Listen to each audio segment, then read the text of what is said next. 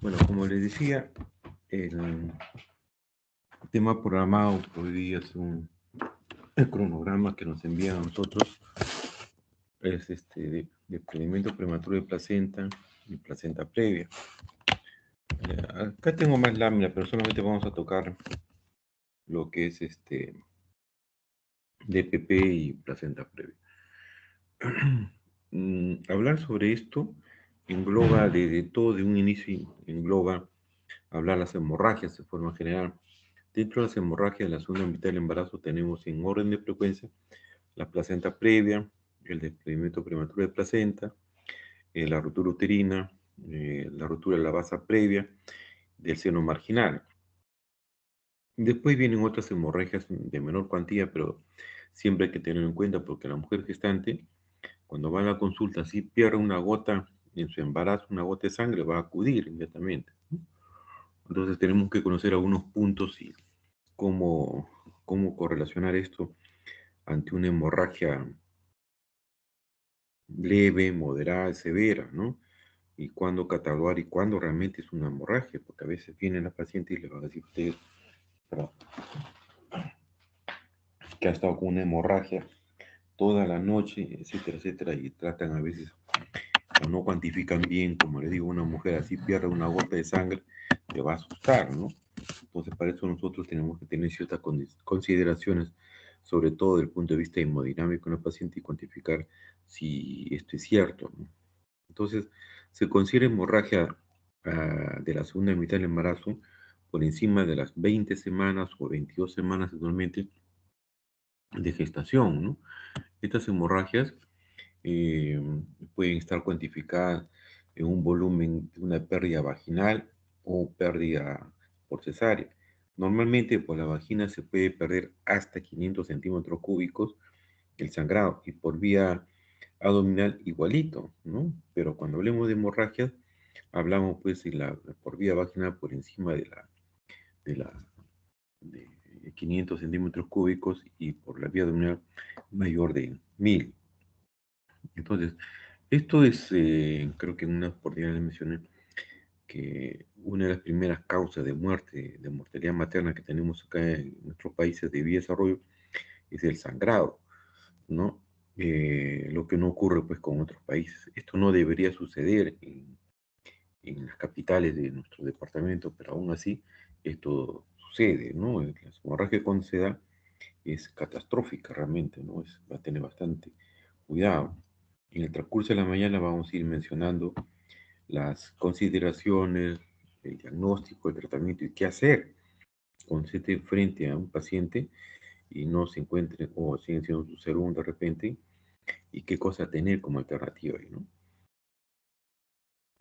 Esta lámina siempre yo lo menciono a todos los alumnos para que ustedes tengan en cuenta y esto le va a servir no solamente en la parte de ginecología, sino en cirugía o en la especialidad que ustedes desean, van a tener estas consideraciones. Por ejemplo, acá vemos las hemorragias se dividen en 4 grados. Por cuestiones didácticas vamos a dividir en 3 grados nomás, primero, segundo y tercer grado. Ese segundo y tercero vamos a englobarlo como uno solo para poder entender mejor esto, ¿no? Si bien es cierto, este no es clase teórica, pero quiero un poco darles la idea que tenemos que tener frente a un paciente en una emergencia, ¿no?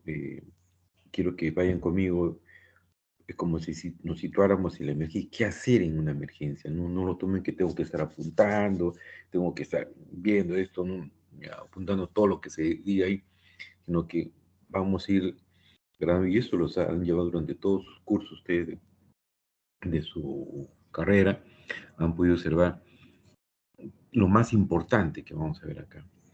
Entonces, pues, cuando nosotros tengamos nuestros pacientes con un sangrado, con una pérdida sanguínea, vamos a darle un estimado aproximado, ¿cierto? ¿No? ¿Y en qué consiste eso?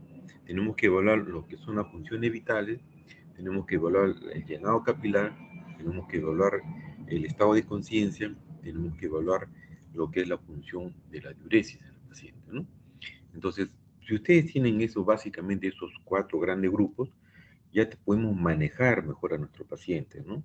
Y esto no solamente es así, sino a veces sirve para esos cuadros diarreicos.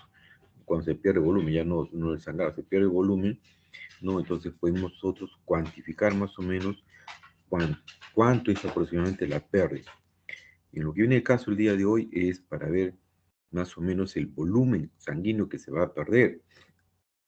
Entonces, eh, estas hemorragias, solamente me voy a referir al DPP y a la placenta previa, consideran mucho, se tiene mucho en cuenta que está en juego de vida básicamente el producto y la madre. No es como un cuadro diarreico que podemos manejarlo, tal vez, porque el sangrado es masivo y se pierde uno o los dos, se pueden perder acá, ¿no? Entonces, cuando hablamos de la pérdida sanguínea, es menor de 750 centímetros cúbicos en el grado 1, ¿no? Quiero que tampoco, esto no va a tener una balanza, medirlo, pero vamos habituándonos en qué va a consistir eso. Y eso corresponde más o menos a un 15% de su volumen total de la pérdida sanguínea en una mujer, ¿no? Eso es un poco dando una cifra que se aproxima. Pero dentro de esto, ¿cómo está la función vital? La función vital básicamente para nosotros es el pulso, la presión arterial, ¿no? La frecuencia respiratoria. La temperatura nos ayuda en algo, ¿no? Faltaría agregar acá, usted sabe muy bien que la temperatura tiende a caer en nuestros pacientes, ¿no? Entonces, normalmente la frecuencia cardíaca, pues una mujer que está va de 80, 85, ¿va? ¿No?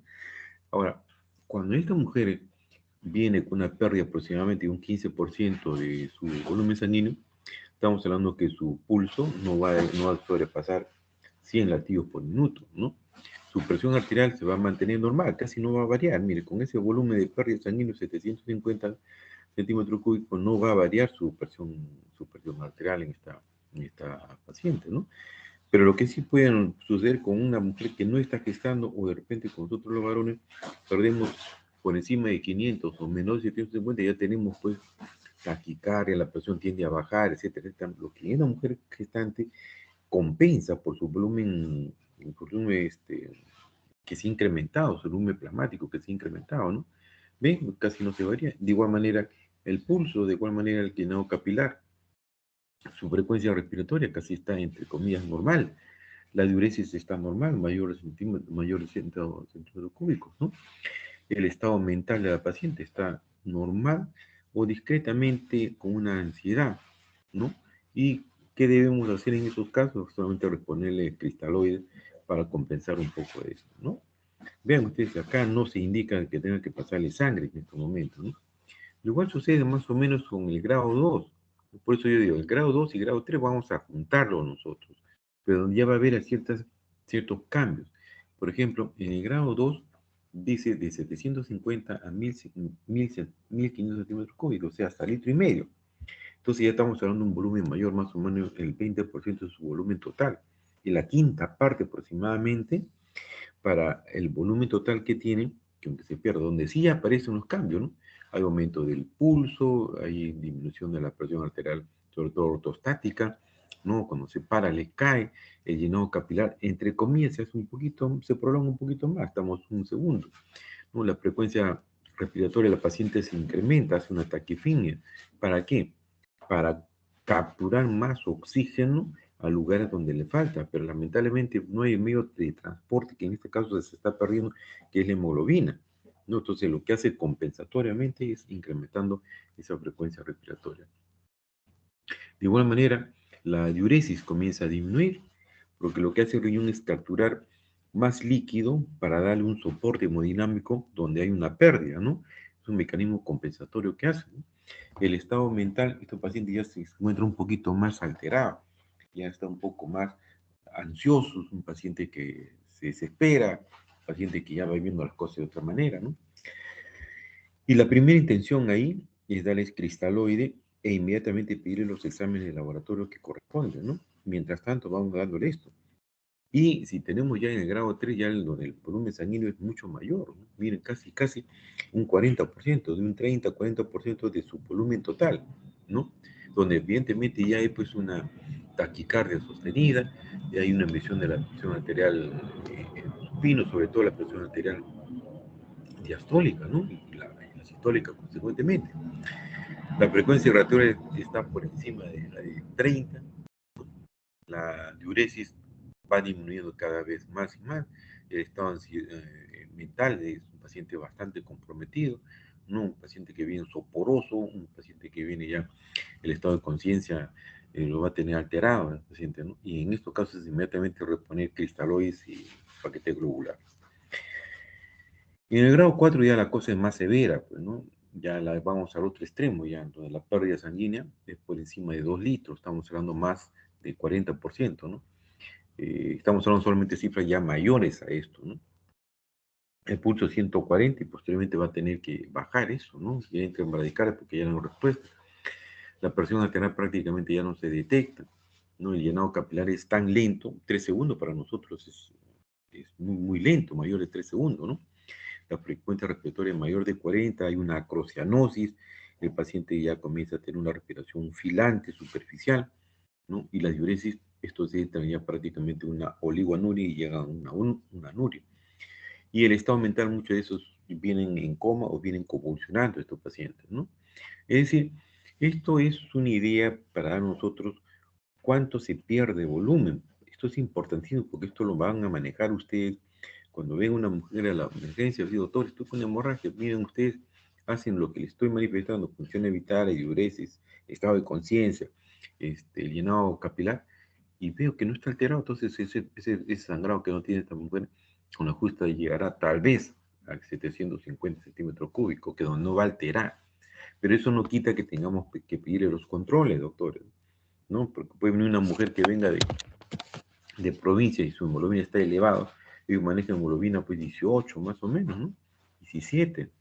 Entonces la encontramos en 14, 12, y para nosotros ya es anemia porque son pacientes de la altura, ¿no? Bien, entonces esto es una llave para poder nosotros manejar nuestras hemorragias en forma general, ¿no? Pero yendo a lo que nos corresponde a nosotros, llevamos a estos llevarlo a lo que es la placenta previa y el desprendimiento prematuro de placenta. Creo que no hay problema hasta acá. Creo que esto ustedes lo van a manejar. Si es posible, esto ténganlo en su bolsillo, doctores, cuando se hagan su internado, les ayuda bastante. ¿Qué hacer inmediatamente ante una emergencia? Ya no ser sorprendido, pues, doctores, ¿no? A veces están en cirugía, ven con una hemorragia de diferente naturaleza, entonces hacen ustedes qué tipo de sangrado tiene, con cuánto tiempo de sangrado tiene y tipo de volumen, usted más o menos ya se van dando cuenta. Si yo tengo un paciente que viene con oligonuria, pues pónganle una sonda, fíjese su medio interno, fíjese cómo está el pH, pues trastorno hidroelectrolítico, cómo es este paciente, ¿no? Y eso lo hemos aprendido inmediatamente y manejar sin desesperarse estas cosas, ¿no? Ustedes saben muy bien que ustedes aquí en emergencia manejan bastante lo que es el pH, ¿no? ¿Qué cosa es el pH? Ustedes saben muy bien la concentración inversa de la concentración de hidrogeniones, ¿no? O esa fórmula que se llama Hasselbalch, no sé qué más se llama esa, donde es una constante pK más la concentración, la fracción de la concentración de lo que es el bicarbonato sobre el ácido carbónico, ¿no? Y eso lo manejan ustedes, ¿no? El ácido carbónico ustedes lo doblan en qué? En radicales hidrogeniones y en el CO2. Y eso ya ustedes manejan sus ecuaciones y van a decir, ah, efectivamente este paciente está acidótica por un problema de hemorragia, un problema de diarrea, en supuesto, en otro caso, ¿no? Bien, ahora entremos a lo que es ya el tema en sí específicamente para nosotros, ¿no? De la práctica de hoy día. La placenta previa. ¿Por qué le he puesto placenta previa primero? Porque es una de las primeras causas, ¿no? Seguido de esto viene el desprendimiento prematuro de placenta. Placenta previa, doctores, es como su nombre lo indica, es una placenta que está previo a la salida.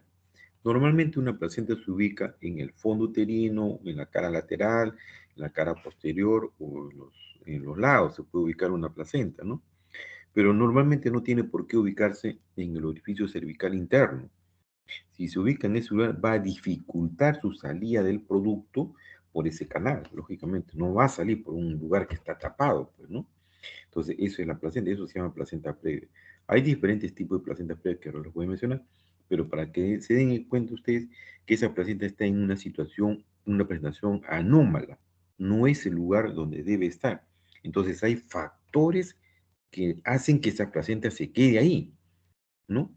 Entonces eso lo vamos a ver nosotros en el transcurso de la gestación, vamos a tomarle la ecografía, etcétera, etcétera, vamos a decir, esta es una placenta previa y los riesgos que puede tener esta señora en un sangrado que pueda ocurrir, ¿no?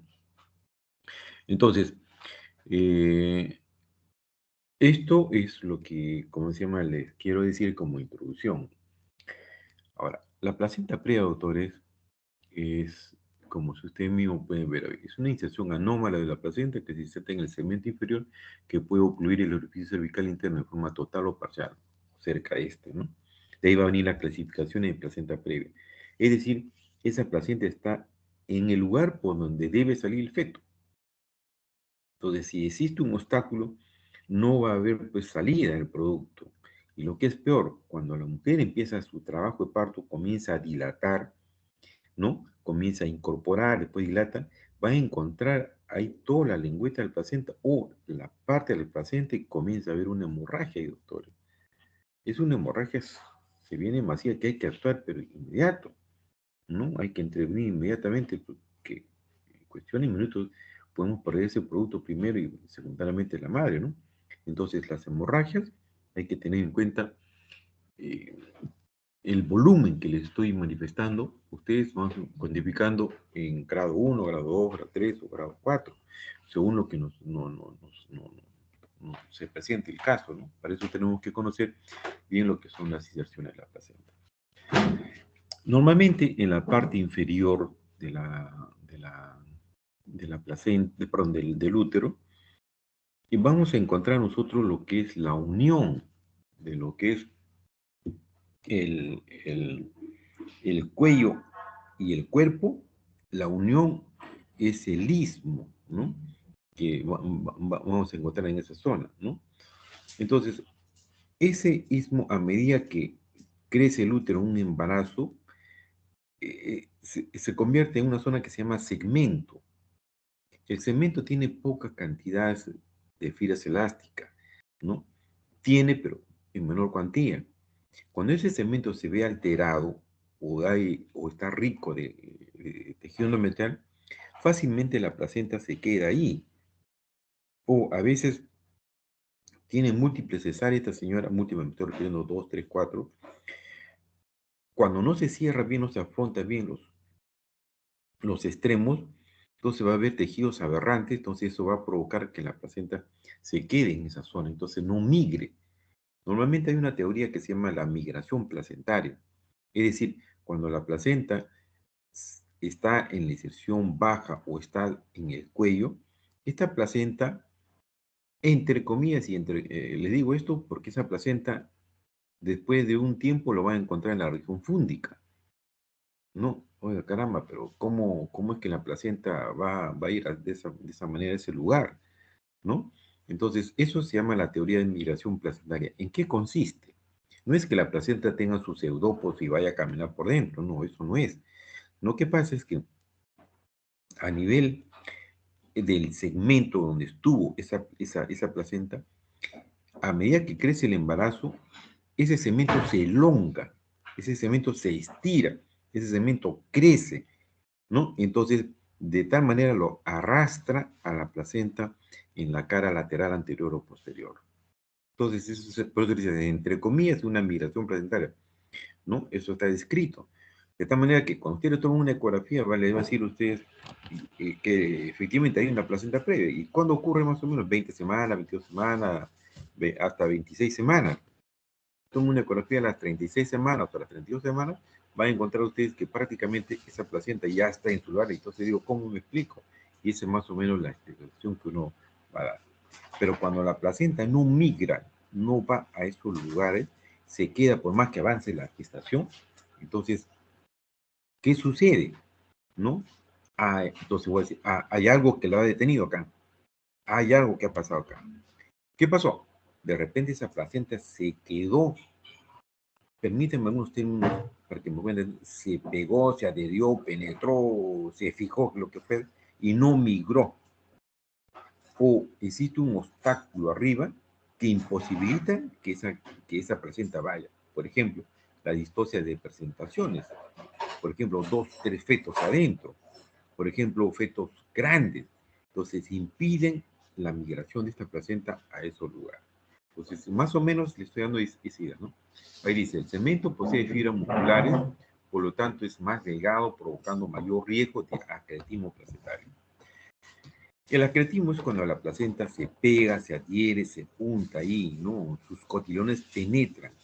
Este acretismo, bueno, ya ahora es un momento que toquemos, se llama acretismo, son cuando la placenta se va penetrando ahí a ese segmento, inclusive lo perfora el útero, ¿no? ¿Ya? Bien. Entonces ahí dice, considerada como la primera causa de hemorragia del tercer trimestre. Este término del tercer trimestre no es, nosotros estamos considerando como las hemorragias de la segunda mitad de la. Entonces, más o menos es para que usted se vaya dando cuenta en qué consiste esta placenta previa, ¿no? Bien, ¿cuál es la causa? En realidad no existe una causa que, mira, esto es lo que está produciendo, ¿cierto? Entonces, es lo que le mencionaba, ¿no? Los embarazos múltiples, las cicatrices anteriores como cirugías previas, la multiparidad, mujeres fumadoras, las desnutridas, las mujeres que hayan tenido, ha sido operadas de miomectomías, sobre todo en el segmento, en la parte inferior que hayan sido operadas, ¿no? Todos son condicionantes para que esta placenta se quede en ese lugar. Los embarazos múltiples evitan que la placenta caiga, ¿no? Que el feto migre en esa placenta, ¿no? Entonces, las mujeres desnutridas, ¿no? Las mujeres que son fumadoras, las mujeres que han tenido distocias de presentación a repetición o han tenido dificultad en su alumbramiento en gestación anterior, son factores que nos van a ayudar a nosotros a poder sospechar que estamos frente a una placenta previa. Entonces, existen factores asociados, pues, no tanto para la madre, para el feto en general, ¿no? En la madre, ¿cuáles son los factores que ya le hemos mencionado? Son las mujeres que son cesáreas anteriores, las mujeres que han sido sometidas al legrado, ¿no? Mujeres mayores de 5 años de edad, con antecedentes de, esto es importante, el antecedente de cono, la que tengan mioma, la que tengan multiparidad, endometritis, etc. Explicar un poquito cada uno de estos. Las mujeres que hayan tenido antecedente de cono, el cono es una cirugía, hay dos tipos de cono, el cono frío y el cono caliente, ¿no? El cono frío es la conización cervical que se hace en sala de operaciones, y el cono caliente, que se llama también cono LIP, que se hace en consultorio. Ese cono LIP, lo único que se hace es, si me entiende mejor, es sacar como una rebanada del cuello del útero, ¿no? Con su cautelación. En cambio, el cono frío o conización cervical se hace en sala de operaciones y se saca el cuello como un cono, ¿no? Igualito que ustedes, igualito. Siempre tiene que salir ahí el orificio cervical externo, donde está el epitelio de transición. Cuando uno quiere buscar algo, en esa zona tenemos que sacar. Pero cuando ese cono yo me voy más allá, llego al orificio cervical interno, ¿no? Ya voy a comprometer su luz del endometrio. Y cuando yo hago el cierre, la apertura de ese cuello, entonces, entre comillas, me va a quedar eso abierto, ¿cierto? Entonces, cuando ven una placenta, esto puede ser un condicionante para que no le dejen migrar a esa placenta. De igual manera, los miomas, sobre todo los miomas, ¿cuál mioma? Los miomas de tipo submucoso. Los miomas intramurales y subserosos, estos no van a tener ningún factor de riesgo para que se pueda producir la placenta previa. Los miomas submucosos son aquellos que están dentro de la cavidad uterina en contacto con la mucosa endometrial, entonces dificulta su desarrollo, su migración, por eso que se quedan ahí, ¿no? Lo otro son las mujeres multíparas, evidentemente es un útero totalmente flácido, un útero débil, un útero con fibras musculares muy laxas, etcétera, etcétera. Las mujeres que hayan tenido cuadros de endometritis puerperal o endometritis de otra naturaleza por abortos o cuadros infecciosos que puede haber. Pues si es que eso sí, entonces de ahí nomás agarra, pues. A ver, la alumna creo que si te apague su micro, por favor. Bien, entonces continuamos. Entonces, las mujeres que hayan tenido sus cuadros de endometritis, ¿no? O aquellas mujeres que hayan tenido o que tengan malformaciones. Por ejemplo, el útero didelfo, el útero bicornio, los tabiques uterinos, que también son factores de riesgos asociados para que esa placenta no se ubique en lugares donde debería estar. Dentro de la raza se ha visto que más o menos hay una proporción de 2:1 la raza morena en relación con la raza mestiza y de 3:1 en relación con la raza blanca, ¿no? Que tienen están más asociados a tener placentas previas. En cuanto a los factores fetales, las malformaciones, ¿no? Las malformaciones, la historia de presentación que les mencioné hace un momento. Si bien es cierto, esto no es un factor relevante, pero está descrito en la literatura que puede ser un condicionante para que esa placenta no vaya a ubicarse en el lugar donde debería de estar. Ahora, ya entrando un poco a la clasificación de esta placenta, la placenta ustedes saben muy bien que el cuello del útero tiene un orificio cervical externo, la cual cuando yo coloco un espéculo a nuestro paciente, voy a ubicar el cervix y voy a encontrar una región puntiforme para las nudíparas y un orificio transversal para las que son ya multíparas. Eso es el orificio cervical externo. Siguiendo esto hay un canal endocervical y donde termina esto es el orificio cervical interno, ¿cierto? Entonces, para nosotros, cuando esta placenta cubre totalmente el orificio cervical interno, ¿no? Lo tapa por completo, entonces eso le decimos nosotros como placenta oclusiva total o placenta previa total, ¿no? Tipo 1, que es la que cubre todo. Pero cuando lo cubre parcialmente ese orificio cervical interno, entonces le decimos placenta previa de tipo parcial, ¿no? Porque su nombre lo mismo dice, parcialmente lo está construyendo. ¿Y cuándo es una placenta previa de tipo marginal? Es cuando la placenta llega hacia el borde del orificio cervical interno, ¿no?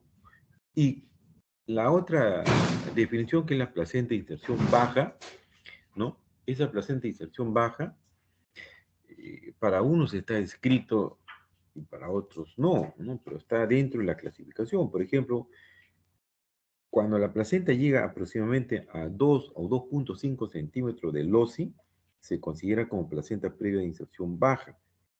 No tapa el OSI ni parcialmente, no, solamente está a 2 centímetros. ¿Por qué es importante? Por eso de ahí que algunos autores lo consideran, otros no lo consideran esto, ¿no? Entonces, se considera que esto es porque en el momento que la mujer empieza a dilatar, ¿no? En el momento que empieza su trabajo de parto, va a llegar un momento, si está pues a 1 o 2 centímetros del OSI, va a encontrar la placenta y va a empezar a sangrar. Por eso es que eso considera, para muchos médicos, yo particularmente también lo considero, que está dentro de la clasificación de las placentas previas que existen. ¿Ya? Esta es una lámina muy semejante a la que ya les he mencionado, ¿no? Pero ya les he mencionado que es la placenta de inserción baja. Es cuando la placenta está más o menos a 2 centímetros del OSI. La placenta marginal, con su nombre mismo dice, está en el margen de la placenta. Cuando es parcial, cuando lo ocluye parcialmente el OSI, y cuando es total, prácticamente todo el OSI está cubierto, ya sea una lengüeta, pero cubre todo el orificio cervical interno. Esta lámina es muy importante porque esto es el que nos va a marcar el diagnóstico diferencial con la otra patología que vamos a tocar hoy día en la mañana. Básicamente acá va a ser el sangrado del paciente, ¿no? ¿Por qué les vuelvo a recalcar que es el sangrado? El 90%, 95% de pacientes no cursa con contracciones, ¿no? La paciente va a debutar con un sangrado, viene a la consulta o viene a la emergencia con un sangrado. Y si le preguntamos si hay contracciones, como le digo, muchas de estas pacientes le va a decir que no hay contracciones. El resto le va a decir sí que hay una contracción leve, que es sostenido, ¿no? Entonces, eso es lo que a nosotros nos va a marcar la diferencia. Pero no solamente es eso, sino en qué momento se produce. Una cosa es que se produzca el sangrado cuando no está a término y otra cosa es que se produzca cuando el sangrado ocurre en pleno trabajo de parto. ¿no? Entonces, de ahí vamos a ir nosotros haciendo la diferencia, la clasificación, cuál es cuál, a cuál corresponde cada uno de ellos, ¿no? Entonces, la sintomatología es la mayoría de las placentas previas son asintomáticas, ¿no?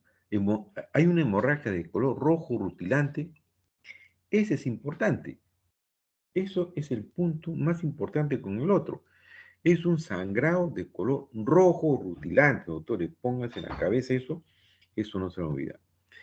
Que de inicio insidioso, pues poco a poco, ¿no? Va empezando de forma gradual, que puede ser intermitente, puede ser duradero o de repente les pasa, o pueden incrementarse o simplemente le vienen pequeñas manchas continuamente, ¿no?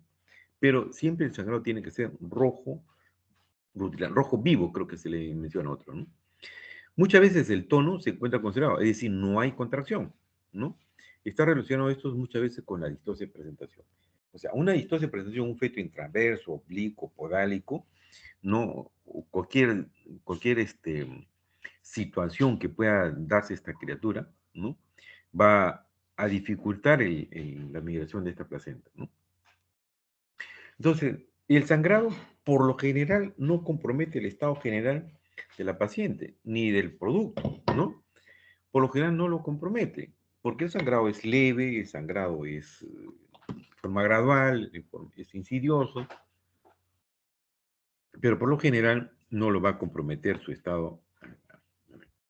Estamos hablando por lo general, doctor, ¿no? ¿Y a qué se debe ese sangrado? Al estiramiento de ese cemento, ¿no? Se va estirando, se va elongando, entonces se puede ir desprendiendo la placenta por ese lugar y va a encontrar, si no, parte de la placenta va a encontrar en la dilatación y eso produce sangrado, ¿no? Y esto ocurre más o menos aproximadamente entre las 28 semanas y las 36 semanas. No quiero hablar mucho de lo que es meses, ¿no? Entre 28 semanas y 36 semanas ocurre, ¿no? Pero si el sangrado ocurre en el embarazo, probablemente sea una placenta previa total. O sea, cuando la mujer tenga menos de 37 semanas, estamos hablando después de 26 semanas, 27, 30, 32, cuando ese sangrado ocurre en ese periodo, entonces probablemente estemos frente a una placenta previa total. Pero si el sangrado ocurre en pleno trabajo de parto, doctores, entonces pues, puede ser una placenta previa de tipo marginal, una placenta previa de tipo parcial, ¿no? Es decir, ¿por qué? Porque comienza a dilatar y al dilatar va a encontrar el borde de la placenta o encuentra la placenta ya, ¿no? Entonces comienza su dilatación y va a empezar ahí el sangrado. Lo que no sucede después cuando hay una placenta previa de tipo total, que el sangrado ocurre en el transcurso del embarazo, por una histosepresentación, por una contracción que puede aparecer por ahí, ¿no? Es porque esta placenta cubre todo. Entonces, no olvidarse, en placenta previa tenemos que tener qué cosa. Primeramente, que el tono esté conservado. No, generalmente no hay contracción. ¿Qué más? El sangrado es rojo, es un rojo vivo, creo que le llaman otro, no es un color rojo rutilante. Que si el sangrado ocurre en el desarrollo de la gestación, entonces estamos hablando que se trata de ¿qué? De una placenta previa total. Si el sangrado ocurre en pleno trabajo de parto, que hasta ese momento no hubo sangrado, está con 2, 3 centímetros de extensión y empieza un sangrado, es probable que esa placenta haya sido una placenta previa de tipo marginal o haya sido una placenta previa de tipo parcial. Con eso podemos ganar nosotros bastante y hacer un diagnóstico precoz de una placenta previa. Lógicamente, pues para eso en el desarrollo del control del embarazo han tenido que tomar la ecografía el médico, han tenido que hacerle probablemente la flujometría para descartar un acretismo placentario.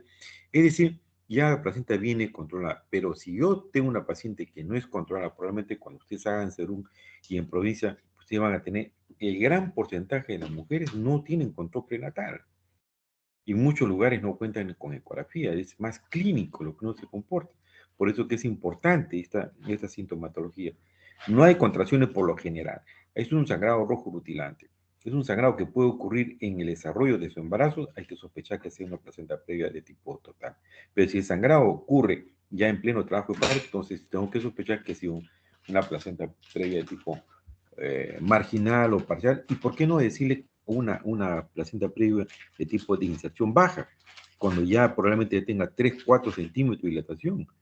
A veces nos encontramos con sorpresa, nosotros estamos atendiendo un parto y todo va muy bien y llega a 5 centímetros de dilatación y comienza el sangrado, ¿no? Y se nos viene toda la cabeza, ¿qué está pasando acá?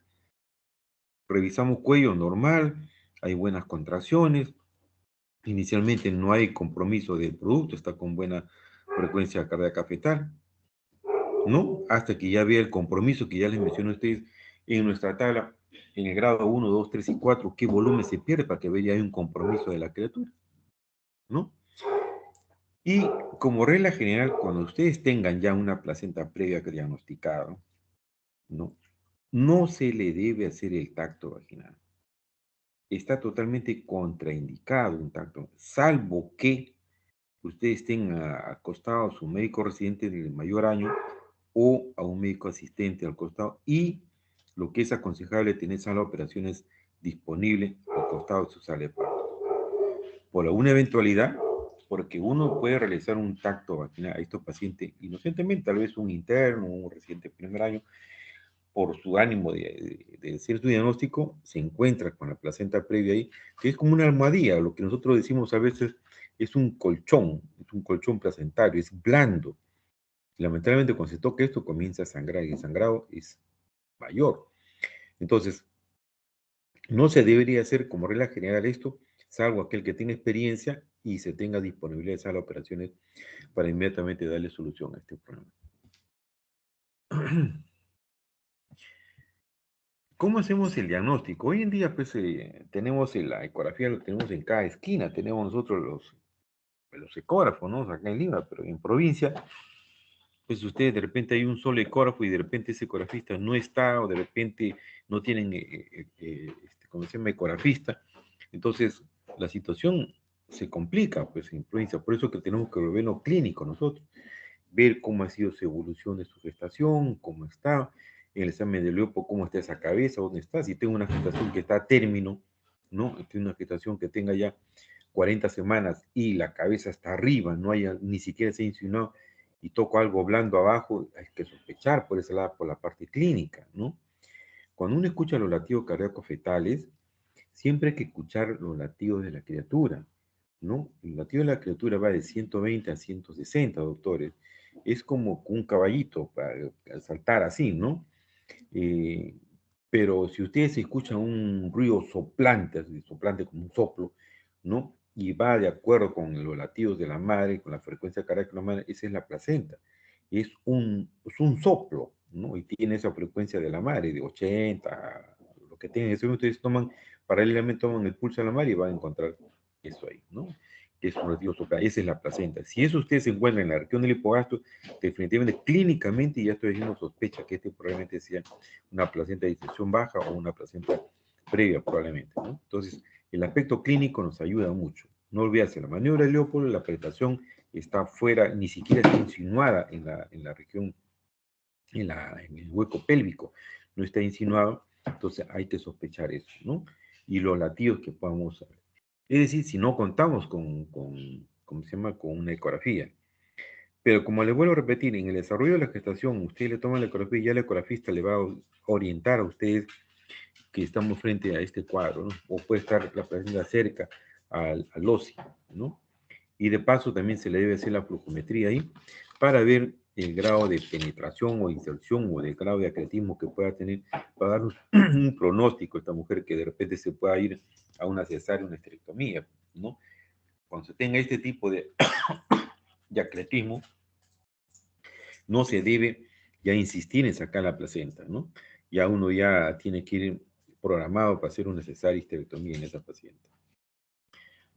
Bueno, hay otros exámenes ya que son complementarios de rutina, que no son, no, perdón, los exámenes de rutina que pedimos de laboratorio, ¿no? Eso tiene que tener todo paciente, ¿no? No tacto vaginal en estos pacientes y en caso muy extremo, pues se puede pedir una resonancia, pero eso no es lo indicativo. Está descrito en la literatura que sí se puede lograr pedir, ¿no? Pero no es la indicación primera que tengamos que hacer nosotros. Bien, esta es una lámina para que vean ustedes ahí cómo la inserción de la placenta ocluye todo el OSI, ¿no? Prácticamente tapa todo el canal cervical interno, ¿no? El orificio. Y vean ustedes ahí que jamás va a poder salir pues, un feto ahí, ¿no? Y cuando esta paciente empieza la dilatación, definitivamente va a tener un sangrado, o si fuera antes, también va a tener un sangrado en regular volumen, ¿no? ¿Cuál es el manejo con estos pacientes, no? ¿Qué debemos de hacer? Primeramente es tabular cuánto de volumen se puede haber perdido o está perdiendo esta señora, ¿no? ¿Qué de compromiso podemos tener frente a esas tablas que le mencioné, hablando de las funciones vitales, el llenado capilar, la diuresis horaria, el estado de conciencia en la paciente, ¿no? Eso tenemos que evaluar, ¿no? Entonces, frente a esto, yo voy a tomar una determinación, ¿no? Como voy a repetir, a veces la mujer en estado de gestación sangra una gota, dos gotas, va a acudir a la emergencia, ¿no? Como es lógico, ¿no? Tiene que acudir porque puede ser otro problema mayor. Acá lo que se hace es, primeramente, mantener en reposo a nuestro paciente. Mantener en reposo no significa que tenga que yo lo voy a sentar, tiene que ser hospitalizada esta paciente. Ponerle en reposo obligatorio, colóquenle ustedes una vía, mientras tanto se va a ir pidiendo paralelamente los exámenes de laboratorio para ver qué volumen o cuánto está su hematocrito, etcétera, en esta paciente, ¿no? Segundo, frente al estado de gestación, frente a la edad gestacional que podamos tener, si es un sangrado que no compromete a ninguno de los dos, si es un sangrado que se puede manejar, ¿no? Ya hecho el diagnóstico, tenemos que de repente madurar un poco el pulmón a esta criatura para adelantarnos a lo que se nos puede venir, ¿no? A veces el sangrado puede ocurrir violentamente a pesar de estar hospitalizado, a pesar de tener un reposo, de dar el tratamiento que corresponde, tenemos que hacerle la maduración pulmonar, ¿no? Eso ustedes lo saben que se usa betametasona 12 miligramos intramuscular por 2 días, ¿no? 2 días seguidos, ¿no? Ese es el medicamento de elección. Secundariamente, si usted no tiene, puede usar pues, la dexametasona que llega a 12 miligramos, es decir, eso, la presentación viene de 4 y de 6 miligramos, ¿no? Lo ideal es pasarle 12 miligramos intramuscular por 2 días seguidos, ¿no? Hacer la transfusión sanguínea dependiendo del volumen que se haya perdido y dependiendo de la hemoglobina que tenga nuestro paciente en ese momento, ¿no? Puede tener un sangrado regular, pero yo encuentro una hemoglobina de 10, de 11, podría manejarlo ambulatoriamente esta paciente, ¿no? El uso de betamiméticos simpáticos es un poco controversial para mucha gente, otros le dan, otros no le dan, dependiendo del momento, dependiendo de la edad gestacional, y de repente puedo manejar todavía a estos pacientes cuando no hay un sangrado regular, podría usar el uso de betamiméticos, ¿no? Y siempre tener la alternativa quirúrgica, ¿no? Esto, la alternativa quirúrgica, muy al margen de la edad gestacional. Yo tengo una gestación de 28 semanas y sé que pulmonalmente no está preparada esta criatura, o sé que de repente va a salir mal este chico, ¿no? Entonces se tiene que comunicar al pediatra de turno, ¿no? Para que esté preparado, y segundo, hablar con los familiares que el pronóstico a esa edad gestacional es malo para este producto, para que no tengamos después que no así pasó esto, no, siempre se explica con bastante ética, respeto y conocimiento de lo que se está haciendo, ¿no? Entonces, siempre hay esas alternativas, esa posibilidad de cesárea en cualquier momento que se nos pueda descompensar este producto, ¿no? Acá también el otro, la vía de parto, es un poco más va para la experiencia de un médico que podamos leer nosotros en los libros. Por ejemplo, ahí dice si no es oclusiva, se realizará un parto vaginal previo monitoreo estricto en estos pacientes, con un RAN dirigido. ¿Qué cosa es un RAN? RAN significa ruptura artificial de membranas, ¿no? Y veles, ¿qué significa esto? Si yo tengo una placenta previa de tipo marginal o de inserción baja, entonces yo sé que me puede sangrar cuando esta placenta llega, perdón, esta dilatación llega pues a 3, 4 centímetros. Y veo que la cabeza está alta y le hago un tacto y creo que puedo hacer un rango, o sea, romper las bolsas amnióticas para que descienda la presentación, ¿no? Entonces, no saco mi mano y hago que la cabeza descienda, y entre comillas, permítanme usar esta palabra, esa cabeza aplaste, vamos a decir, esa placenta, para que no sangre, ¿no? Quiero que me entiendan eso, ¿no? Entonces, esas placentas hay que tener cuidado. Estoy hablando de una placenta previa o una iniciación baja. Tal vez la previa no, pero la iniciación baja ayuda bastante. Pero cuando ustedes toquen y esté con 2 centímetros y ustedes toquen la lengüeta ahí, de que si es marginal, evidentemente si es parcial con mayor razón y si es total con mayor razón, esa paciente ya no se hace nada y ya tiene buenas contracciones, eso se tiene que ir a hacer operaciones de todas maneras. No se puede esperar más tiempo acá en estos pacientes. Entonces, si indica cesárea, lógicamente cuando usted esté en una paciente que tenga pues una edad gestacional corta, 28 semanas, 32 semanas, 34 semanas, siempre pónganle ustedes su maduración pulmonar, siempre pónganle ustedes su corticoide, porque esto es una bomba de tiempo. En cualquier momento se abre, se apertura esto y comienza a sangrar, ¿no? Si es marginal sin sangrado, se deja evolucionar el parto espontáneamente. Bueno, tomen ustedes con pinza, doctores. El marginal, entre comillas, se puede ir gradualmente como se va a la dilatación, pero yo particularmente no le doy, porque yo sé que esto van a sangrar en su momento. Pero yo le pongo esto porque ustedes van a encontrar, leyendo van a encontrar eso, lo que dice la teoría. Si el feto es pretérmino, se debe aplicar corticoides y tocolítico. Si el sangrado es abundante o hay sufrimiento fetal, se procede a cesar. Bueno, ya lo mencioné eso, ¿no? Si es oclusiva parcial menor del 10% en glosi, el trabajo de parto será una amniorexis para cohibir hemorragia. ¿Qué significa eso? Es lo que le dije, hacer un RAN. Se rompe la bolsa para que caiga la cabecita y aplaste esa placenta de ese borde y continuará, ¿no? A veces uno dice, no, eso la cabeza va a ir dilatando a la vez por la presión y se lo va a ir arrastrando a esa placenta previa marginal, ¿no? Pero si es, pues, prácticamente una parcial o total, ni se atrevan a hacer eso, porque ustedes, sin conocimiento, le hacen un RAN a una placenta previa total y ni contar ya, doctores, ¿no? Ahora, si hay muerte fetal, se intenta un parto vaginal, a menos que sea oclusiva, ¿no? Esto es un poco, tiene mucho de realidad esto. Si yo tengo un feto que ya está muerto adentro, ¿no? Y la placenta es de tipo marginal o parcial o incisión baja, puede intentar un parto vaginal eh, y le ponga buena vía y tenga sangre al costado y le vaya pasando sangre dependiendo del volumen que se vaya perdiendo, ¿no? Porque no es bonito sacar un feto por vía alta muerto, no es un poco más traumático, pero también a su vez, doctores, el trabajo de parto dura mucho más que una cesárea. Un trabajo de parto pueden estar 14 horas, 16 horas con esa paciente, a lo que una cesárea, pues en 1 hora, 2 horas ya está todo resuelto, ¿no? Entonces eso hay que tenerlo en cuenta con los pacientes, ¿no? Y muchos van a decir, sí, sí podemos hacerle un parto vía vaginal. Bueno, es ¿cómo se llama? Una cesárea, una lámina representativa, ¿no? Los riesgos maternos perinatales, ¿no? Se observará el sangrado vaginal y la edad gestacional. ¿Cuáles son los riesgos maternos en la madre? El choque hipovolémico, la cesárea de emergencia, transfusiones sanguíneas, posibilidad de una esterectomía. Por eso le decía a ustedes, ¿no? Siempre no soltar prenda.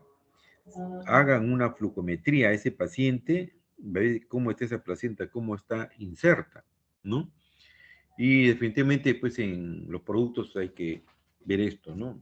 Si hay sufrimiento fetal, valorar ¿cómo se llama? La prematuridad en esos pacientes. Vean ustedes esta lámina, en el que está hacia el lado izquierdo, tenemos la placenta previa total, seguida la placenta previa parcial, la marginal y la otra de inserción baja, ¿no? Vean ustedes más o menos una imagen esquemática para darle a entender. ¿Ustedes creen que por esa placenta previa total o completa va a salir el feto por ahí? A nadie se le va a ocurrir, doctores, ¿no? Ese feto se va a morir la madre ahí adentro, ahí en su nariz, si ustedes intentan hacer eso, lógicamente eso nadie lo va a hacer, pues, ¿no? Si es una placenta de tipo parcial, miren cómo está ocurriendo el OSI. Si es una marginal, y si es una inserción baja, que podría darle ahí un chance más vaginal, ¿no? Esta es otra lámina también muy esquemática, también visto lateralmente cómo, cómo es lateralmente cómo se observa esto, ¿no? Vemos ahí en la parte superior izquierda cómo está la inserción baja, la otra marginal, la otra que concluye totalmente abajo en la mano izquierda, ¿no? Y total, como parcial y total, ven ustedes, ¿no? Entonces, pues eso hay que tenerlo presente, ¿no?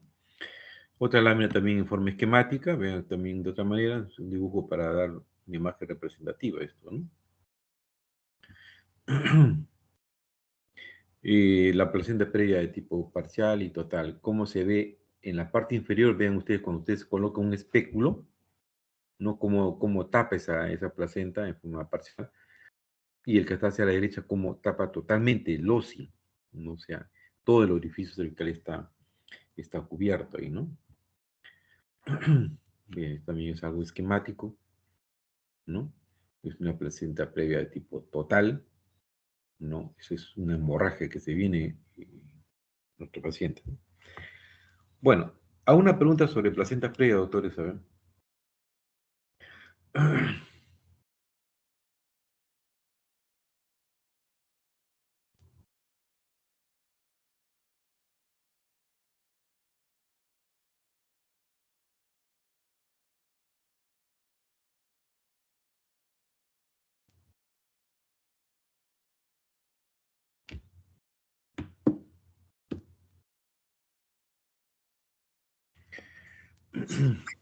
Doctor, una consulta. Sí, lo escucha, a ver. Doctor, en una diapositiva usted mencionó sobre los riesgos maternos perinatales y ahí en la parte perinatal estaba sufrimiento fetal agudo, prematuridad. En el caso de sufrimiento fetal agudo, ¿cómo uno se podría dar cuenta que la paciente está presentando este riesgo materno perinatal en placenta previa? ¿O cómo valoraría ello? ¿El sufrimiento fetal? ¿Te refieres a Ujú. eso? Sí, doctor. Claro, el sufrimiento fetal es, antes hablábamos que había una triada, ¿no? Tiene que ver taquicardia, eh, inicialmente, después hay una radicardia en estos fetitos, ¿no? El otro es el líquido amniótico que es de color verde espeso, ¿no? Verde puré de arveja le llaman otros, y el otro que es el pH de la criatura, ¿no? Se toma una muestra del cuero cabelludo, ¿no? Esos son las triadas que debemos hacer para diagnosticar una placenta, perdón, un sufrimiento fetal. Pero cuando tengamos nosotros un sangrado, ¿no? Un sangrado en regular proporción, eso definitivamente lo compromete a la criatura. Va a disminuir el flujo útero placentario, el flujo que va hacia el producto, ¿no? El volumen sanguíneo no le va a llegar, entonces el chiquito va a empezar a hacer una hipoxia, una anoxia, hace taquicardia inicialmente, después una bradicardia. Eso se diagnostica como sufrimiento fetal. Entonces eso usted lo va a monitorizar. Cuando haga usted los latidos cardíacos fetales, cuando esté monitorizando, lo va a encontrar, ¿no? Evidentemente va a ir de la mano con el volumen sanguíneo que se va perdiendo. Entonces ya ese producto hay que sacarlo inmediatamente, ¿no?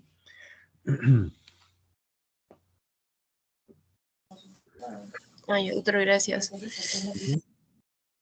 Doctor, entonces en una placenta previa, lo primero que debo considerar en todo caso es ver los grados de hemorragia, de acuerdo a esos grados de hemorragia, actuar, ¿no? Eh, lo principal, ¿no? Si es que en caso veo una paciente que venga con un cuadro de DPP, no, de tire DP. Ah, claro, claro, por supuesto, ¿no? Como yo le decía, pues inicialmente empezando esta charla, muchas veces el sangrado en el primer grado es compensable, es un sangrado que no altera nada a la mamá, ¿no? Una mujer está estable, ¿no? Pero, caramba, pero toda mamá así vea 2, 3 gotas de sangre, como le decía, literalmente van a acudir a la emergencia, como es normal que ocurra eso, ¿no? Mm, Y la cuantificación es importantísimo para nosotros, ¿no? Tampoco nos vamos a quedar acusado, oiga, pues si perdió 600, 500, voy a estar acusado. Tengo que tomar medidas. Reposo, efecto hospitalizar, investigar cómo se la placenta, dónde está la placenta. Entonces tengo que investigar qué causa está produciendo esto. Doctor, ¿y cómo puedo hacer un diagnóstico diferencial con otra em, complicación? A eso lo vamos a ir averiguando pues, en el transcurso de la mañana. Ya. Hoy día no es tema de diagnóstico diferenciales.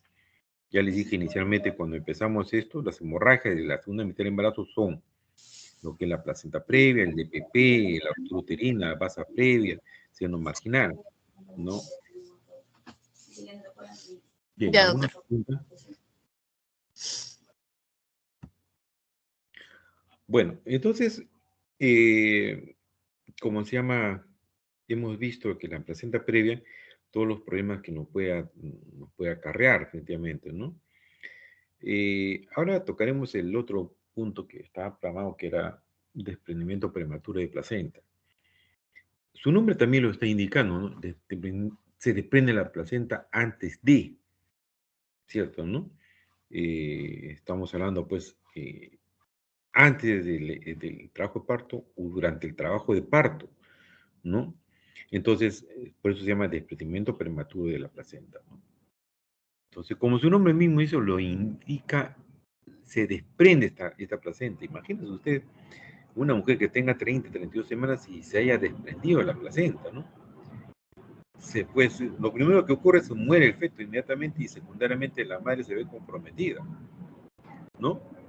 Imagínense ustedes que eso ocurre pues cuando está con 8 o de repente con 6 centímetros de dilatación, ¿no? Caramba, y inmediatamente hay que sacar ese producto, sale operaciones, ¿no? Es decir, esta placenta se puede desprender incógnitamente, entonces existen factores que van a provocar ese desprendimiento de la placenta, ¿no? Entonces, algo condicionó. Por ejemplo, cuando ustedes vean un trabajo de parto, van a ver ustedes que la mujer tiene sus contracciones, y son contracciones bien sostenidas, ¿no? Y eso no provoca el desprendimiento, ¿no? Se dan cuenta que debería provocar, ¿no? Pero ¿cómo es la naturaleza, cómo es la fisiología, que eso no provoca el desprendimiento? Pero sí puede ocurrir con calma si alguien lo jala un poco, ¿no? Eso vamos a ver en el transcurso de estos minutos, el desarrollo de la placenta desprendida, ¿no? Entonces, eso tenemos que manejarlo nosotros ahora, ¿no? Tenemos que aprender a reconocer el diagnóstico con estos pacientes, que es, entre comillas, parecido y a la vez muy diferente con el cuadro anterior, ¿no? Entonces, a eso vamos a definir nosotros ahora en forma gradual todo lo que es, lo que corresponde a lo que es este DPP. Entonces, el DPP lo vamos a definir como el desprendimiento total o parcial de la placenta, de su inserción uterina, ¿eh? Desde las 22 semanas de gestación hasta la antes de expulsión. Quiere decir, pues, qué cosas así. Cuando hablamos de la segunda mitad de la gestación, estamos hablando por encima de las 20 semanas, pues yo aprendí por encima de las 20 semanas. Es menos, yo aprendí que esto era la hemorragia del tercer trimestre, se clasificaba antes, ¿no? Pero hoy en día, pues, cada autor viene y clasifica, no, es a partir de las 20 semanas, viene otro y dice, no, a partir de las 22 semanas. Bueno, capricho, ¿no? Pero no vamos a pelear por eso. Entonces decimos que es el desprendimiento después de las 22 semanas hasta antes de la expulsión. ¿Qué quiere decir con antes de la expulsión, doctor? Que esto puede ocurrir entonces en la evolución de la gestación o puede ocurrir en pleno trabajo de parto. Se desprende la placenta. Yo quiero que ustedes vayan conmigo mentalmente viendo cómo es que una placenta se desprende y el compromiso que hay adentro, ¿no? Es como que hacia nosotros, caramba, que nos taparan la boca y la nariz, ¿no? Nos quitan nuestro oxígeno inmediatamente, ¿no? Evidentemente, pues, todos los cambios fisiológicos y dinámicos hay en nuestro cuerpo y muerte pues, de la persona, ¿no? Entonces, si a este producto le van a quitar el pulmón, entre comillas, que es la placenta, ¿no? Le quitan toda la irrigación, entonces esto se muere, pues, esta criatura adentro, ¿no? Esto es importante, quiero que ustedes tomen conciencia de esto, porque esto vemos en las emergencias. Esto no es raro, doctores, ¿ah? Esto no es raro. Ustedes van a encontrar, por ejemplo, en las consultas que ustedes tengan en emergencia, la consulta dependiendo del hospital donde vayan, ustedes van a tener por guardia más o menos entre 40 y 60 y 80 consultas en la noche, nada más. Que se den cuenta de la cantidad de gente que viene a la noche, ¿no? Estoy hablando de hospitales grandes, ¿no? Entonces, hay que aprender a reconocer eso, ¿no? Este desprendimiento es catastrófico si en caso uno no detecta rápido, ¿no? Como le decía, no soltar prenda. ¿Por qué, doctores? Porque, bueno, estamos hablando entre médicos acá. A veces algunos médicos han sido sometidos a juicio. ¿Por qué motivo? Porque la paciente viene con mucho dolor, ¿no? Y a veces viene sangrando, a veces digo, a veces no. Y uno le escucha los latidos, está bien tu bebé, le dice así, ¿no? Y lo que está escuchando, doctores, es la placenta. Y ese feto está muerto adentro. Cuando usted lo llevan a operar, sacan un muerto. Y la paciente va a decir, pero doctor, usted me dijo que estaba vivo y no sé cuánto, negligencia, etcétera, etcétera. Yo no voy a entrar en temas legales, no, temas de abogado, yo no soy abogado, pero le digo la experiencia que uno va, que uno escucha, que uno ya está viejo, recorrido en los hospitales, entonces tiene que volcar eso, ¿no? Cosas que no están escritas en los libros, pero que ustedes tienen que aprender. Cuando ustedes estén completamente seguros de que es latido del bebé, se le dice, pero cuando ustedes no estén en la seguridad, dice, señora, es probable, pero vamos a ver, porque el sangrado me impide, por la contracción me impide, pero vamos a ver. Se le pide inmediatamente la ecografía, doctores, si tiene ecografía, ¿no? Y esa paciente tiene que ir a sala de operaciones urgente, ¿no? Muchas veces ese DPP, el feto ya no llega a sala de operaciones y el médico saca un feto muerto ahí, ¿no? O a veces saca un Apgar bajo, ¿no? Entonces, eso tenemos que aprender nosotros esta mañana. Por eso que hay que saber reconocer. Tampoco no es nada de otro mundo, ¿ah? Por si acaso, si bien es cierto, es catastrófico, pero si el médico que sabe diagnosticar una placenta previa, que ya les he explicado, creo, yo de la mano con ustedes, a pesar de este inconveniente que tenemos de estar in situ con nuestro paciente, quiero que capten esa idea, ¿no? Ya ustedes cuando escuchen la palabra desprendimiento operativo, pues ya por lo menos se dan una definición ustedes ahí adentro. No necesitan memorizar, ¿qué dice el libro? ¿Qué tal cosa? No. Ya usted tiene que a dar su raciocinio. Igual que cuando les pregunte qué presenta previa, ustedes me lo van a decir, yo lo voy a entender, a su manera lo voy a entender, ¿no? Entonces, este desprendimiento hay que aprender a diagnosticarlo. A veces el desprendimiento de placenta, uno dice, se desprende la placenta, uy, caramba, hay una hemorragia.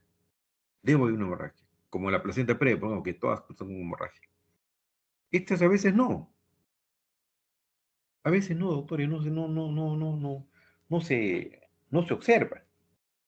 Entonces, si no se observa, esto decimos un DPP oculto. Es decir, se desprendió la placenta, pero el sangrado no salió. ¿Cómo es eso? Porque la placenta es como un rodete. Se desprende la parte central o la parte céntrica y la parte del rodete le engloba, ¿cierto? Entonces no se va a ver el sangrado. Pero si usted va a objetivar la contracción, el útero se vuelve duro, el útero se vuelve como una piedra, pétreo o tetánico, le decimos, y que dura, una contracción que dura 1 minuto, 2 minutos, 3 minutos. Es un dolor intenso, pues, doctor. ¿A quién se le ocurre ver usted, tengo un cólico intestinal que le dura más de 1 minuto? Nos revolcamos de dolor. Entonces, eso es lo que pasa con este útero. Se contrae, se desprende, a veces no hay sangrado o a veces hay un sangrado mucho mayor, ¿no? Entonces, pero eso se llama sangrado o DPP oculto, ¿no?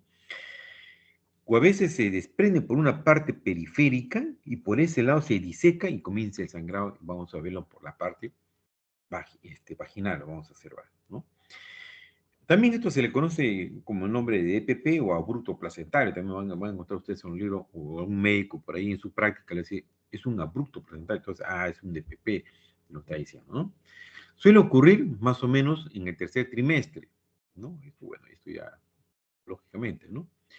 Entonces, el desprendimiento como tal puede ser total, se desprende toda la placenta, o se desprende parcialmente, o de repente se desprende en la parte céntrica que nos va a dar un DPP oculto.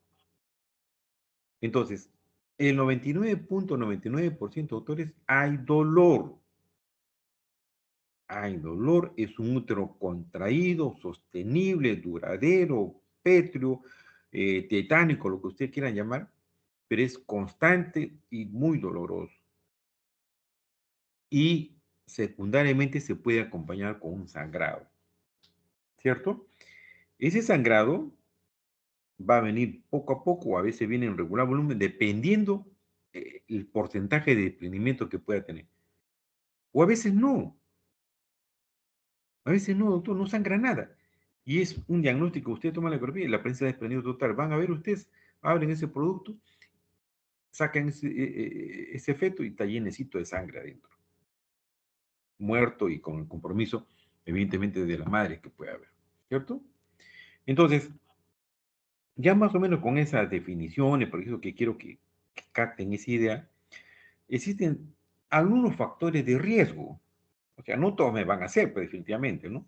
Entonces, son factores de riesgo que hay que tenerlo presente para poder hacer un diagnóstico, ¿no?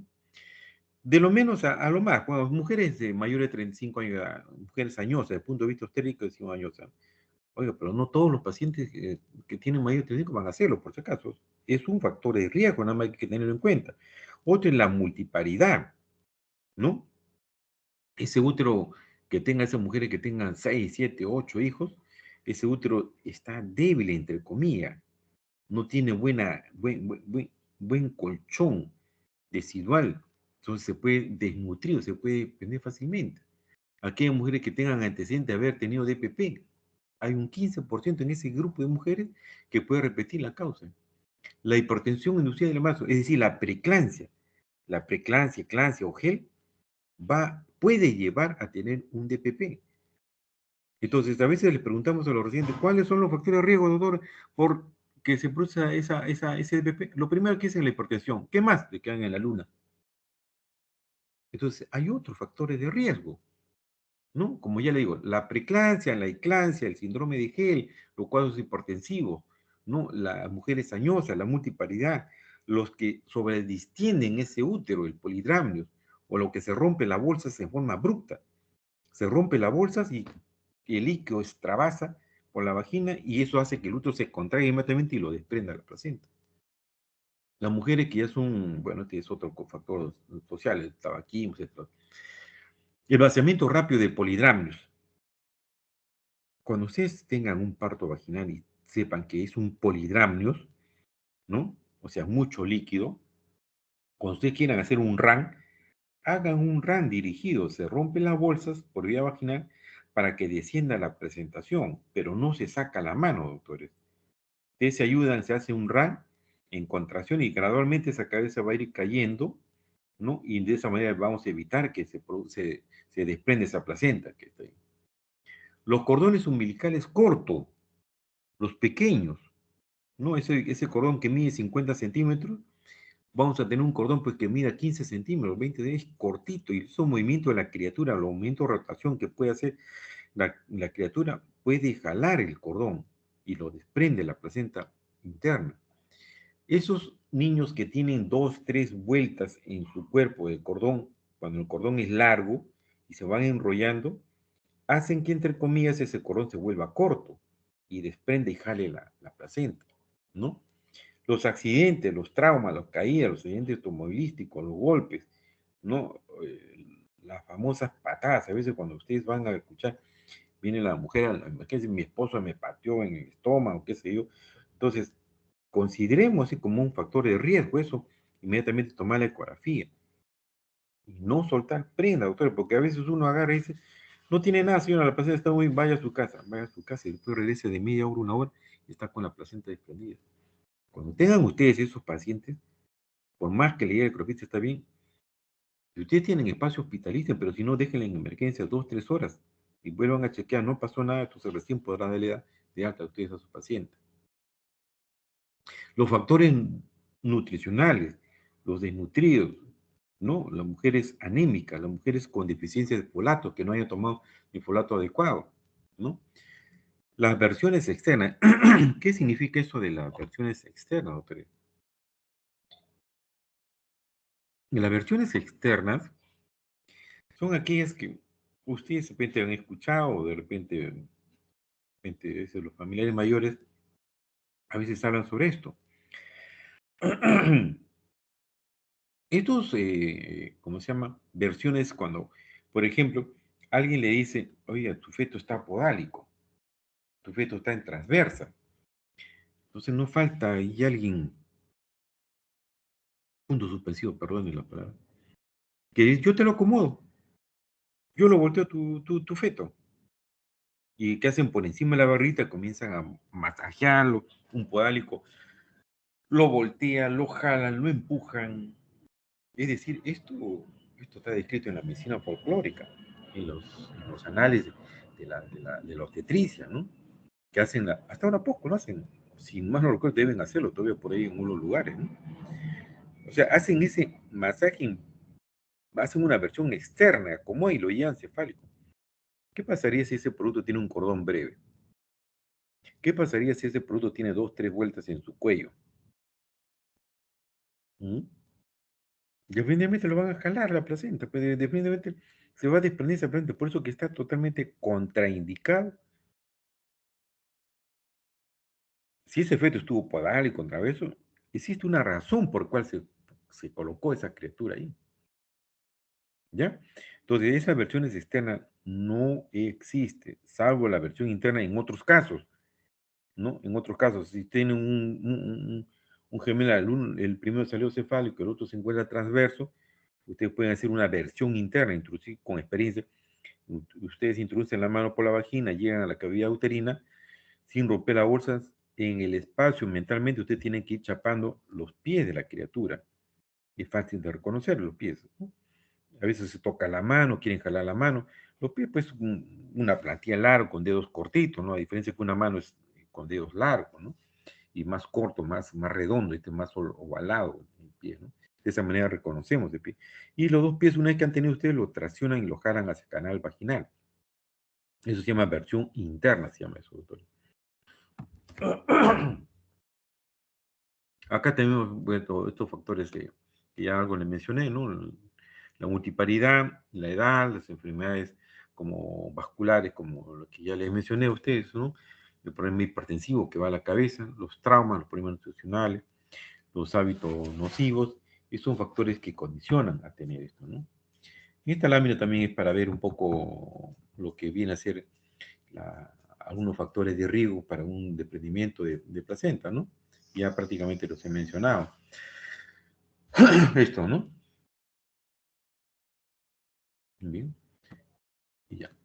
Esta lámina, doctores, eh, la que está hacia la mano derecha, ven ustedes la placenta previa marginal que les mencioné inicialmente, ¿no?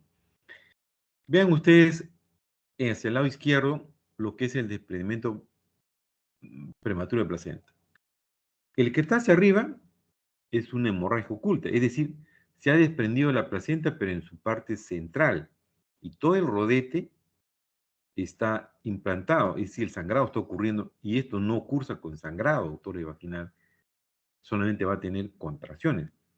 Y el que está hacia la mano izquierda en la parte inferior es una placenta que ha disecado el espacio, y eso sí hay sangrado, hay contracciones y hay sangrado, ¿no? Yo les pregunto a ustedes, ¿y cuál es la diferencia entre esa placenta previa de tipo marginal que está en esa lámina con lo que es el otro, el desprendimiento prematuro de placenta con sangrado? Los dos van a tener sangrado. ¿Se acuerdan? Le dije que ustedes la placenta previa es un sangrado rojo, rutilante, ¿no le dije? En cambio el otro es un sangrado oscuro. Esa es la primera gran diferencia. Segunda diferencia, la contracción. En la placenta previa, por lo general no hay contracción uterina. El tono está conservado. Mientras que en En el DPP sí se acompaña esto con contracciones. Esas son las dos grandes diferencias, doctores, ¿no?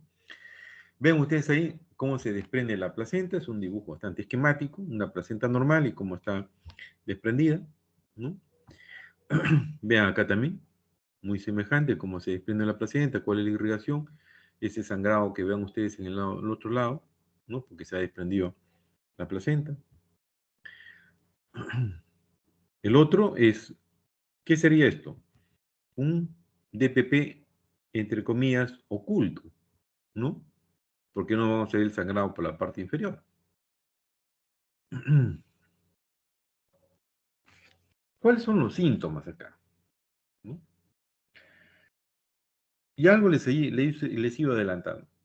El sangrado vaginal, hay un sangrado vaginal, hay un dolor abdominal, está presidido muchas veces por cuadros hipertensivos, en esos cuadros de eclampsia, preeclampsia, hay que pensar si ese útero se vuelve tetánico, duro, ¿no? Y hay sangrado, hay que pensar que esa placenta se está desprendiendo, ¿no?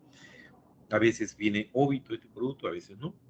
En las formas leves, a veces pasa desapercibido, ¿no? Una cosita mínima que gotea, ¿no? Y hay una contracción un poco vaga, un poco difusa, ¿no? En la forma ya moderada y severa, si hay un dolor tipo sostenido, es un útero tetánico, un útero bien pétreo, ¿no?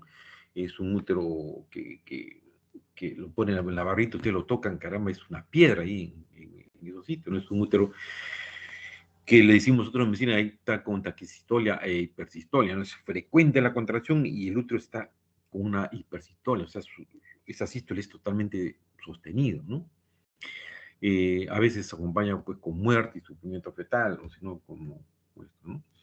Y por vía vaginal, la sangre no coagula, es una característica que se da con esto, ¿no? En este caso, cuando vemos un desprendimiento incipiente, o sea, cuando el sangrado es mínimo, ¿no? Hay que tener en consideración lo siguiente, ¿no? La zona desprendida corresponde más o menos del 25, menos de la cuarta parte. Eh, Tómale esto como un volumen a considerar, sinceramente, ¿no? No existe afección fetal y materna. Se defiende. El feto hace taquicardia inicialmente, ¿no? Da tiempo para poder actuar nosotros, ¿no? La sangre sale como hemorragia vaginal o a veces se retiene como hematoma, se hace como, en estos casos se hace su hematoma rectoplacentario cuando son sangrado o DPP ocultos, ¿no? Cuando ustedes sacan, atiendan un producto, aparentemente hay una alteración, hace taquicardia, pero está yendo bien, entre comillas, está yendo bien, sale el producto, ¿no? Y ustedes revisan la placenta y detrás de la placenta en la cara materna van a encontrar esos coágulos, levantan todos esos coágulos y están sus cotiledones ahí, ¿no? Al contraerse el miometrio, eh, esto es importante, porque cuando se contrae ese miometrio, va a provocar también que la sangre fluya hacia la pared miometral y la sangre va a invadir al miometrio y es lo que se conoce como útero de Cuvalier o útero leñoso o útero infiltrado. Ahí tengo una lámina por ahí. Es como si hubiéramos agarrado un útero y lo hubiéramos golpeado y existen múltiples hematomas y ese no contrae y muchos de estos casos se van ¿cómo se llama? Se van a la histerectomía, se van en esos casos, ¿no? Cuando el desprendimiento ya es mayor, se desprende más hasta el 70%, estos se cursan todos con un dolor intenso, ¿no? Gradual, que va aumentando cada vez más y más, y hay signos de choque en la paciente, ¿no? Presencia de hipertonía y dolor. Así tocan ustedes con la yema de su dedo, tocan ese útero por la vía, es muy doloroso, ¿no? Entonces, definitivamente, pues eso es un desprendimiento ya mucho mayor, donde ya la criatura prácticamente ya lo van a sacar ustedes muertos. En esos casos, doctores, traten, como vuelvo a repetir, estamos entre médicos, no soltar prendas, salvo que ustedes estén completamente seguros que es el latido del bebé, se lo dice, pero si no, si tienen duda, no se les puede hacer esperanza, ¿no? Al paciente, señora, no escuchamos bien los latidos de su bebé, vamos a subir a la sala de operaciones a ver qué ocurre, o de repente, ¿no? Estamos corriendo por ese motivo, ¿no? Porque si no, van a tener ustedes problemas, doctores, ¿no? Bueno, cuando ya el desprendimiento es masivo, ya la separación de las placentas se desprende más del 70%, ojo, que cuando, acá hay un dato importante, cuando una placenta se desprende más del 50%, ya es un óbito, ya es un óbito que van a sacar, ¿no? No vaya a ser pues como mis residentes, que por ahí nos falta uno que está desactualizado. Desprendimiento prematuro de placenta cuando opera, 70%. Adgar el producto, 9%. Imagínense usted, ¿no? Ya imagínense lo que yo ya le dije, pues, ¿no? Entonces, eso no es así, doctora. La literatura dice bien claro, 50% más de 50% es un óbito, ya está muerto ese producto adentro. En estos casos el comienzo es brusco y un dolor como todos, es un dolor intenso, se asocia con ese útero cualier que le mencioné, no ese útero que está infiltrado, es un útero leñoso, ¿no? Que no contrae. Muchas veces hacen trastorno de coagulación estos pacientes y se van al shock, y si la hemorragia continúa se diseca hacia el retroperitoneo y un tremendo hematoma y muerte del producto, ¿no? Bueno, esta es una lámina, ya más o menos lo mencioné en forma general inicialmente, ¿no? En grado 1, 2, 3, más o menos cuánto es el hematoma retroplacentario que se ve, menor de 500, mayor de 500 y hasta 2000, ¿no? La madre cómo se encuentra, en qué estado puede llegar cuando hay ese tipo de desprendimiento, y el feto, como ven ustedes, ¿no? Cuando hay un desprendimiento mucho mayor, ya estamos un óbito. Cuando usted tenga un desprendimiento mayor de 500, ese feto está con sufrimiento fetal, no está con taquicardio, de repente encuentran ustedes ya una bradicardia del producto, ¿no? Y eso hay que sacar rapidísimo estos productos, ¿eh? Bueno, este es un monitoreo que se hace a uno de los pacientes, ¿no? Solamente para mencionarles nomás ahí. Vean ustedes ahí abajo, hay contracciones sostenidas, constantes en esta mujer, ¿no? Pero a pesar de eso no hay una respuesta. Es un feto que está con una bradicardia, está con 88, 90 de frecuencia cardíaca fetal, ¿no? No hay respuesta, prácticamente está en una bradicardia severa, a pesar de las contracciones. Esto, bueno, creo que dio a óbito este producto. Murió, perdón. Acá igual, más o menos es un cuadro hipertensivo, una eclántica, una mujer que hizo preeclampsia severa, después hizo una eclampsia, se le colocó sulfato de magnesio. A pesar de todo eso, mira la presión que mantenía 230 con 120 y ya está sulfateada, pero prácticamente ya no hay respuesta a la criatura. Ven ustedes ahí, la frecuencia oscila más o menos entre 20, constante a pesar de las contracciones. Este chico también salió óbito, ¿no? Ya entró ya en bradicardia este producto. Bueno, esto es en forma general. ¿Qué hacer con nuestros pacientes ahí, no? Cuando ustedes se nos viene a la cabeza, oye, tengo un DPP que no ha variado la función vital de nuestro paciente, el latido está normal, pero si hay un DPP que no es tan proporcional, es una contracción muy esporádica, entonces podemos manejarlo tranquilamente, ¿no? Podemos sedar, hospitalizar a ese paciente, podemos dar maduración pulmonar, irlo preparando ya. Pues cuando hay un DPP con feto vivo, evaluar la dinámica uterina, el bienestar fetal, cómo está a través de la ecografía, ¿no? Pero si yo tengo un DPP más hipertonía, es decir, cuando se contrae ese útero, hay sufrimiento fetal, tiene que irse a la cesárea, ¿no? Tiene que irse de todas maneras a la cesárea.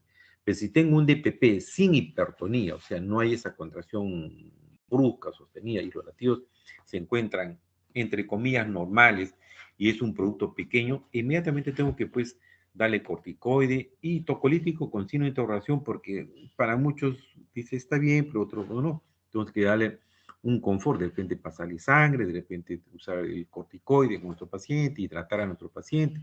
Es decir, puedo manejarlo un poco más. Puede ser un monitoreo estricto electrónico en estos pacientes.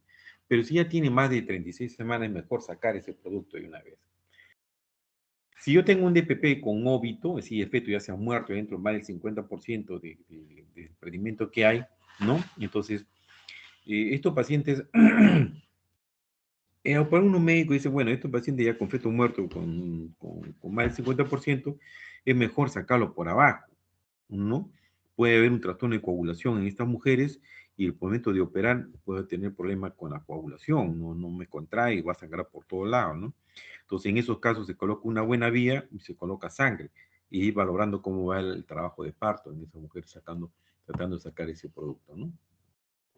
Bueno, estas son las complicaciones, ¿no? El trastorno de coagulación, no la insuficiencia renal, síndrome de Sheehan, por la hemorragia que pueda tener, el útero cualier que se van a la histerectomía, y el óbito fetal cuando son más del 50%, ¿no? Y así no fuese 50%, pueden sacar un feto mal, en malas condiciones, un agar bajo.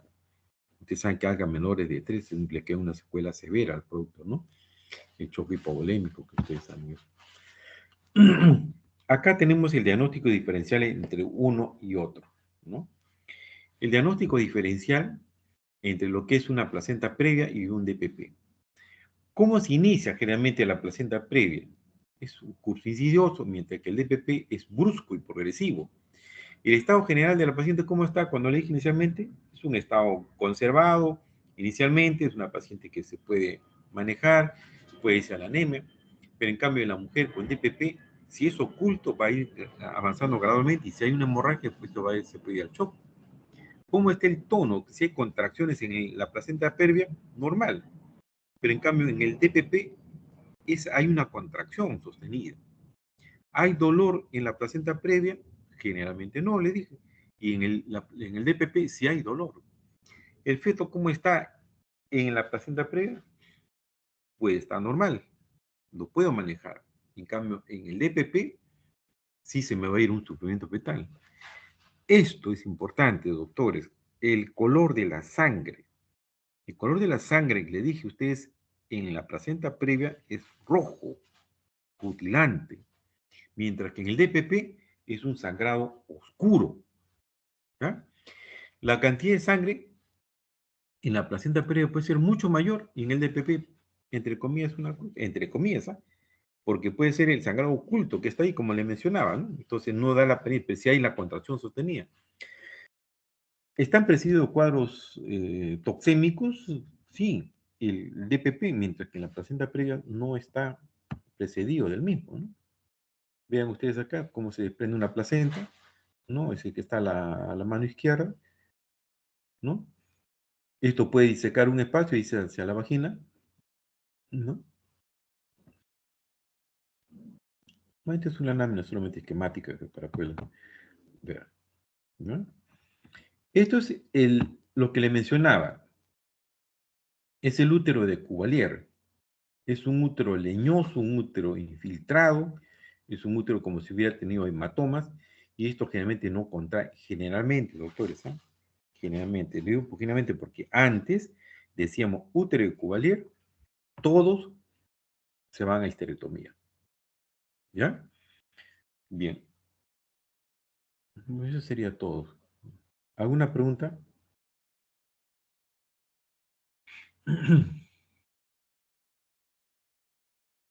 Y creo que si mal recuerdo a las 11 tenemos teoría también, creo, ¿no? Sí, doctor. Bien. Bien, entonces, esto es interesante, doctores, para culminar. El DPP y la placenta previa es bastante interesante, no es raro, ustedes van a tener la oportunidad de ver, cuando estén en su práctica de internado, vean, nunca corran, ¿no? El sueño se va a un costado, porque esto le van a aprender ustedes cuando se vayan a su serón, ¿no? El manejo, cómo reconocer el diagnóstico, cómo se hace en forma oportuna, ¿ya? Sin desesperarse, ¿no? Siempre hay que estar atento a lo que pueda ocurrir. Bueno, si no hay preguntas, nos vemos a las 11, doctores, ¿no? Doctor, una consulta, disculpe. A ver. Doctor, en factores de riesgo usted mencionó, no, no era factores de riesgo. Ya era en etiología. Sí, en etiología. Entonces estaba buscando esto en mis apuntes. Ya, había una etiología que recuerdo que mencionó que es la de hipofibrinogenía congénita.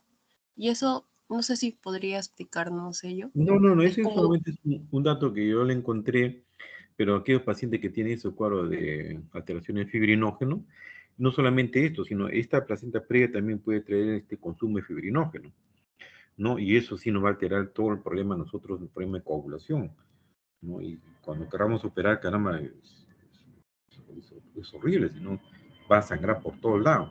Esos problemas congénitos son aquellos que nos pueden traer, ¿no? Como antecedentes, historia clínica, que ustedes puedan encontrar, ¿no? Por eso hay que tener presente, cuando ustedes hagan sus análisis de laboratorio, hay que pedir todo un perfil de coagulación hay que pedir a nuestro paciente.